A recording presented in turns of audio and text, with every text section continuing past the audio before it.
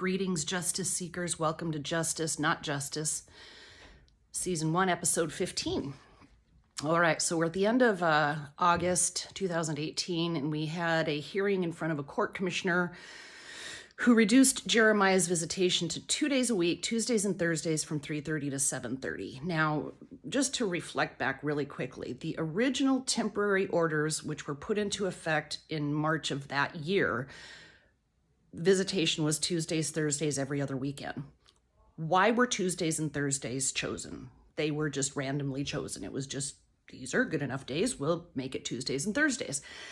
So now it's Tuesdays and Thursdays only from 3:30 to 7:30. In other words, pick up the kids from school, get them to their various activities, feed them, and take them home. Okay. Again, by this point, we're still living in a bedroom, one bedroom. Not supposed to be around me, which is fine. And at this point, the oldest son is not seeing his father. He's extremely angry and doesn't want to have anything to do with him, which is fine. So the three younger kids are the ones who he's having active visitation with. So shortly after that hearing, we get to thinking about it and looking at it and realizing that basically, I'm just going to read this email. So Jeremiah, again, Lisa Bangert at this point has, and she's the GAL, the guardian ad litem attorney for the kids, has made it very clear that she is becoming hostile toward Jeremiah. So he sends an email the next day, actually, from this order. It says, I've been looking at the kids' practice and games schedules as well as my own, and I don't feel like Tuesday and Thursday evening visitations are logistically practical. And in reality, they're really just randomly picked days. I propose instead Friday evening from 3:30 to 7:30 and Sunday afternoon from noon to 3. One kid has practice every Tuesday and Thursday night, so I effectively will not be spending any time with him or the group of kids. There are no practices on Fridays. The oldest kid has a number of games on Fridays, and it would be great to take the other three kids and watch them as a family. And Sundays never conflict with my work or medical or doctor schedules. I see these 2 days as especially practical now that school has started. As well, given the fact that I live on the other side of town, I think these 2 days maximize our time together without having to build a lot of running around all over town. I propose we begin this next week. I will be following the schedule tomorrow, and I propose that starting next Friday we would. Okay. So her response to this is, as you know, I can't make court orders. Okay, I can forward to Jamie, which I am doing to see if there is an agreement. Well, of course, there's not going to be an agreement. We already know this. Jamie doesn't agree to anything. Jamie thinks she's in charge, and she absolutely is not going to agree, just for the sake of not agreeing. Okay.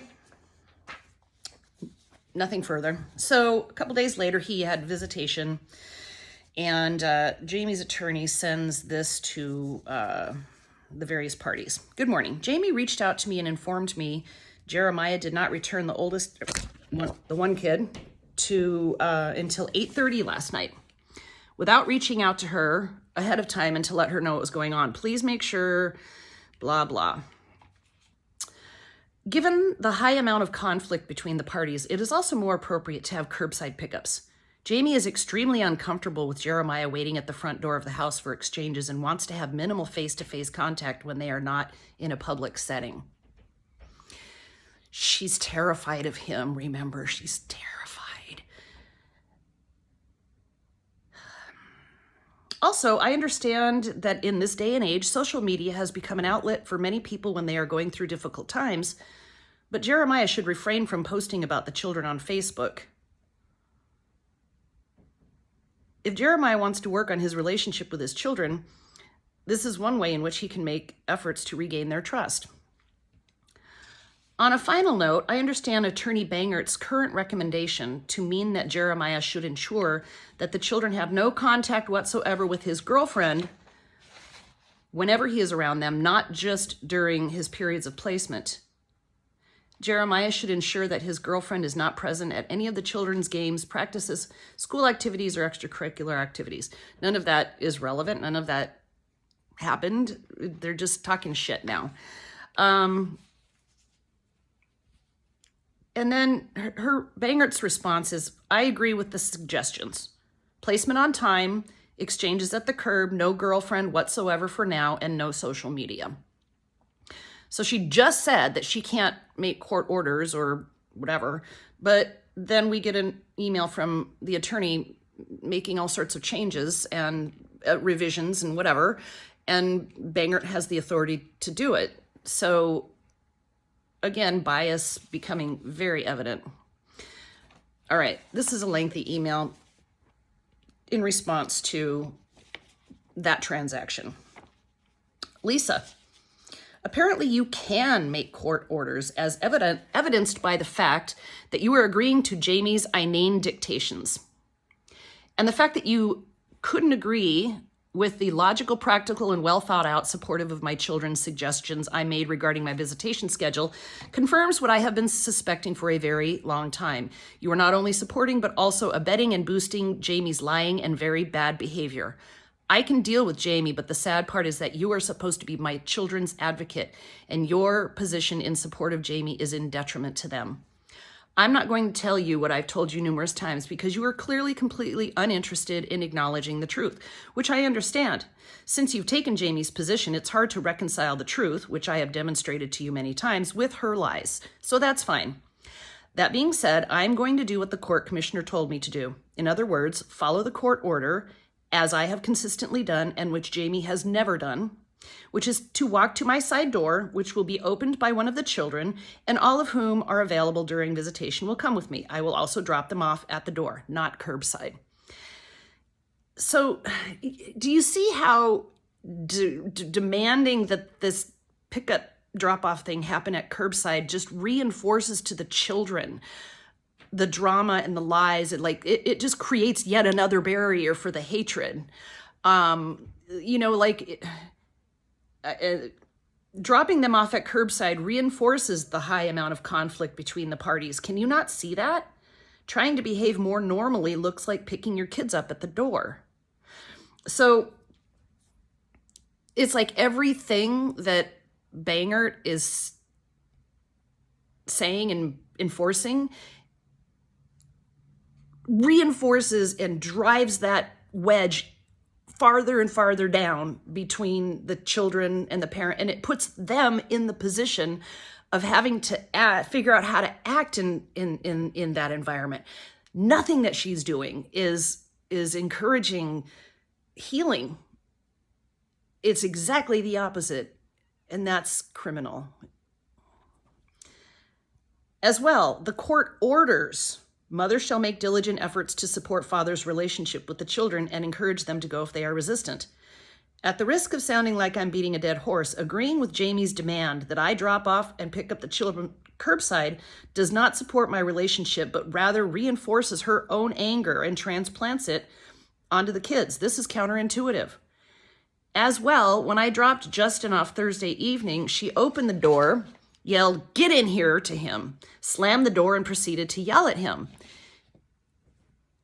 If I were the kid, and I didn't mean to mention his name, or any of my kids for that matter, I'm not sure that I would want to visit with me knowing that pickup and drop off is going to look like this. Jamie is making them pay a very high price for wanting to love their father. Jamie is therefore already in contempt of this most recent order, but not only should that come as no surprise to you, I also know that you don't care. Nor does anyone care that she consistently perjures herself in the courtroom. In other words, she said the mortgage is current when it's not. She files false police reports, etc. Regarding social media, I have not and do not ever use social media as an outlet for when I am going through difficult times, and I resent the unquestioned implication. So that's another thing that Bangert does, is she just takes what Jamie says and assumes that it's true and then begins to behave accordingly. So again, that funhouse on acid, the crazy, just gets even more crazy. Furthermore, it is normal for parents to shine the light on their love for their children on Facebook, which is the only thing I have ever done and which I will continue to do. The idea that sharing my love for my children with my friends and family via Facebook could be interpreted as not trying to work on my relationship is preposterous. Oh, the idea that sharing my love could be interpreted as not trying to work on my relationship is preposterous. And let us be clear, I have not lost my children's trust. What has happened is that their mother has told them the lie that I left her for Kristen, which all of the adults know is not true. But this is great for Jamie because she gets to remain a victim, doesn't have to take responsibility for being the failure of a wife that she is, and gets to deflect all of her mentally unstable behavior onto me as well as onto Kristen. Kristen is not an issue, is very clear about the court order, has no interest in violating. Take the focus off of Kristen. I do desire to have fruitful and nurturing relationships with my children, and I can already predict how this is going to go. It's going to look exactly like it did between March 20 and August 20th.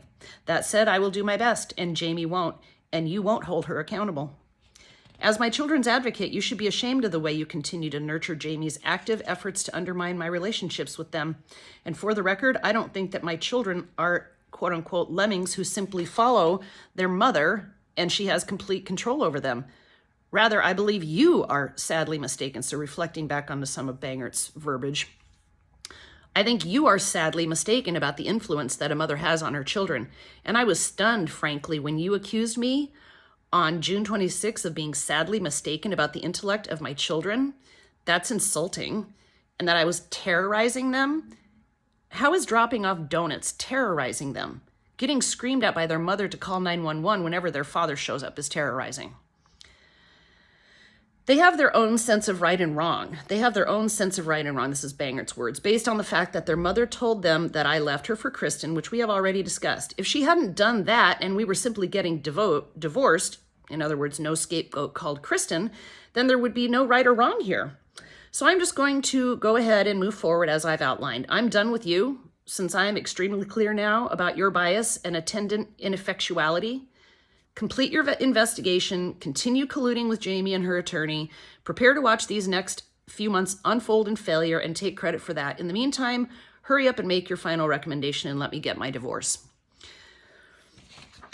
And that's that. He writes Bangert off. It's very clear that she has no intention of doing the right thing. And that is when communications from Jeremiah to her cease. All right. That was enough for now. I will pick it up in the next video. And until then, have a great one. See you soon.